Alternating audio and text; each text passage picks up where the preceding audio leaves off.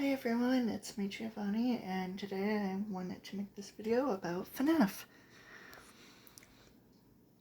Now, to get this out of the way first, I saw Midnight Motors theories again, but I didn't watch them because I knew that if I was going to watch them, my eyes would bleed.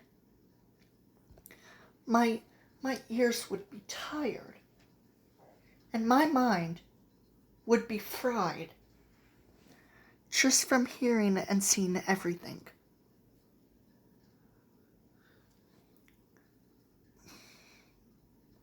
Honestly, why can't people just shut up about Midnight Motors?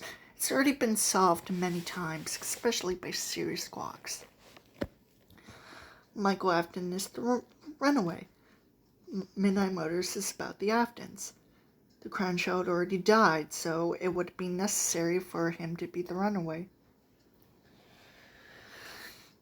And the animatronic outside of the bedroom window is probably Shadow Freddy, in my opinion. Just because if we don't know, we don't know. Okay?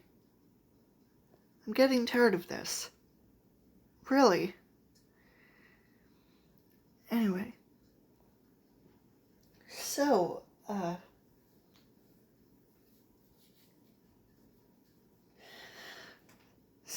I said to Sombrero that, you know that, Mary Schmidt does not have an official SFM model, and that the model used for Mary Schmidt is just a recolored version of adult Sarah from To Be Beautiful, which she's aware of, and she modeled a version of Mary herself. I saw it, and I think it's good for what it is. The outfit is just a weird shirt is just a basic shirt with these strange sleeves, pants, and leather boots, apparently.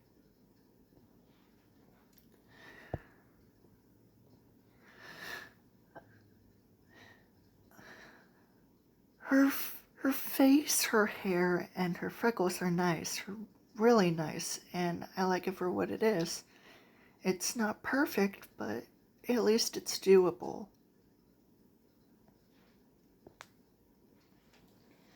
All she needs is her original outfit. The green turtleneck sweater and black pinafore, and she's set. Mary Schmidt will be complete with her original outfit.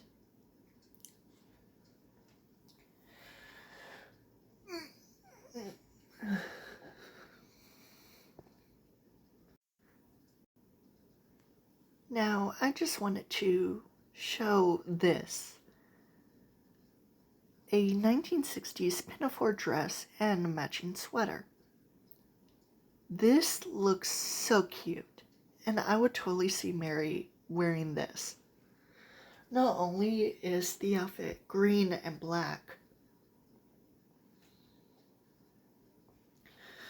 but the pinafore dress with or without the sweater is really good, especially without the sweater. I would totally imagine just Mary wearing this during the mod or early 70s era. Especially with a short dark brown bob with curls. It would look really nice. Like really, really nice. Of course, from the picture on the left, the pinafore dress is not fully black. It's green with the main torso being black, and the stripes green and black. but it's still good. It's still really good. Like, imagine if Mary wore this as a teenager. It would still look like her. She would just look freaking beautiful in it. I'm not kidding.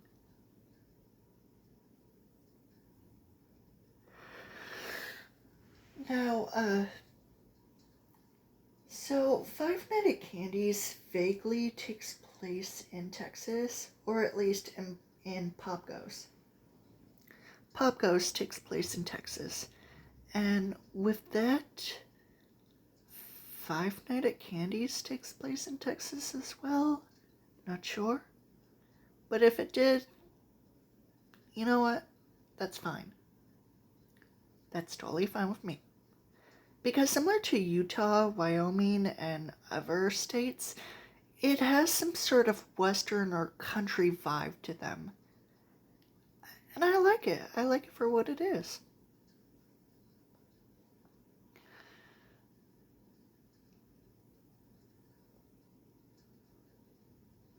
And you know, for FNAF to take place in Utah, Texas, or Wyoming, it makes sense. It makes sense. If FNAF lived in a small town, it would make sense. Because FNAF doesn't live in the city, FNAF doesn't live in a huge, town.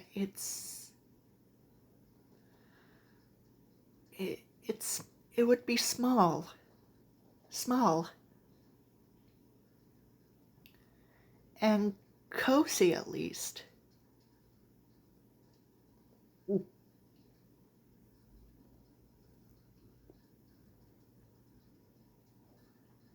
I mean, I already know that a turtleneck and pinafore were really accurate to the 1960s, including especially during the mod era, during the mid to late 60s.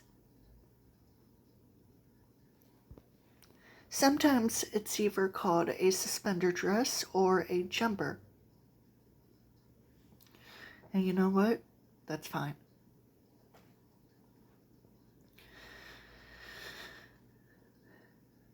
Sometimes they would even involve matching stockings of the turtleneck.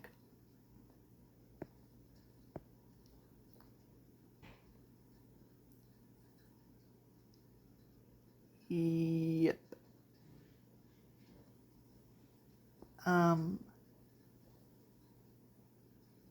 Yep. Yeah,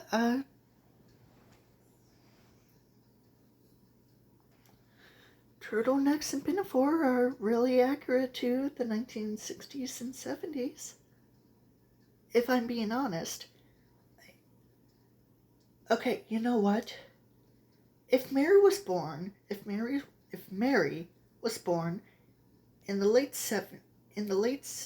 mid 60s instead of the mid 50s, this would still work. This would still work. I mean, I wouldn't mind. And Mary to still be just a bit older than Mike would still work. But we can't change anything about it. Or at least we can with alternate universes, but hey. Mary was born in the mid-50s, and she's probably 32 at the time of 1987, during FNAF Five Nights at Candy's 1, and Mike Schmidt or Michael Afton being 20 years old during 1987, during FNAF 2. So, yeah, they would have a 12-year age gap. But if Mary was born in 1965 instead of 1955, then she would be 2 years older than Mike. It would be a stretch, but it would still work, in my opinion.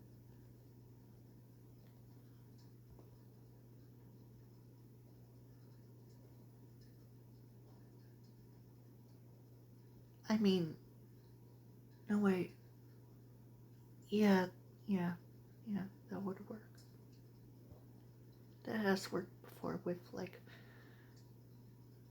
bluey capsules. I hated that damn thing, especially what they done to Mary.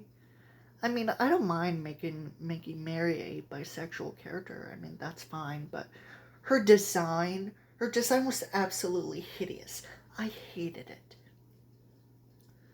I generally, I generally, I, ger- I generally think that Mary's original design with the turtleneck sweater and pinafore was really cute. I think it really suited her. I mean, especially with the pigtails. The, the sweater and the dress, just beautiful. Beautiful. I'm not even gonna ask. And if Mike was married to a woman named Mary Schmidt, but was completely different from the Mary Schmidt and Five Nights at Candy's, well, she would still look the same, still have the same name, and probably the same outfits, but with a different color palette because a few characters stole her look, in my opinion. They stole her look. Now,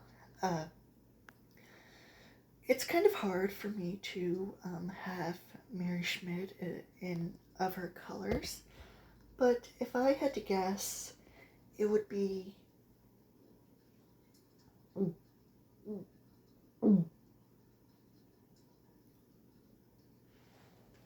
It would be. It would be.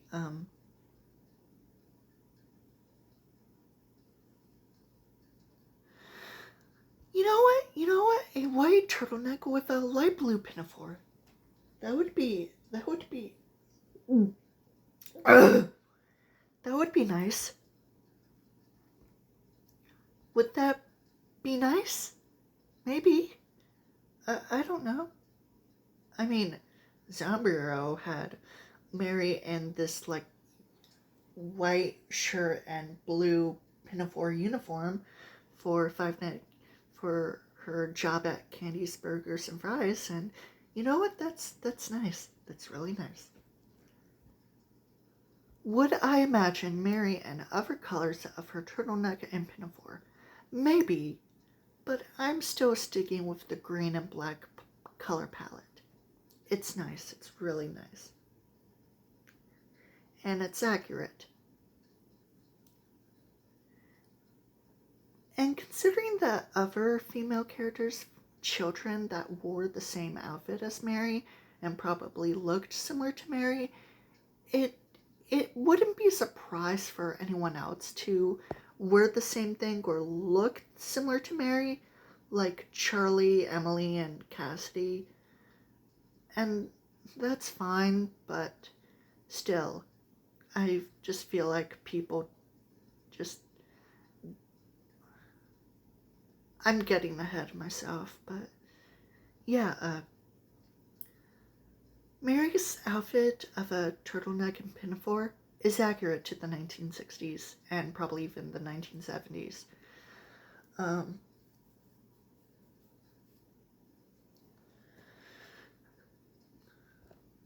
I would still think her and Mike would still make a really cute couple, even though the whole big age gap thing, if I had to estimate it 12 years, and I wouldn't see that as a problem considering that in my version they would meet while they're actually adults, both of them. Mike being 20 and Mary being 30, 32, and they would get married a year later, and yeah, bye.